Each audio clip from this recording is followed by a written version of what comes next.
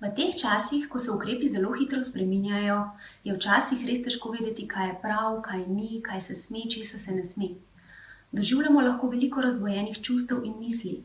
Ko en del nas pogreša starše in bi si želel iti k njim na obisk, pa se z drugim delom sebe bojimo, ne želimo si jih okužiti oziroma izpostavljati. Ali ko en del nas se zaveda, da čeprav smo previdni, se nam lahko zgodi, da zbolimo in okužimo koga drugega, pa se bi z drugim delom sebe zelo obremenjevali, sekirali in počutili krive, če bi se to zgodilo. Pomembno se je torej zavedati, da nas čustva vedno silijo k akciji in da v teh danih razmerah je trenutno veliko različnih čustev.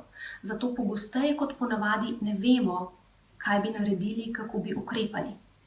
Zato je dobro, da bi bili drug do drugega strpni in sočutni. Da bi se včasih strinjali, da se glede česa ne strinjamo.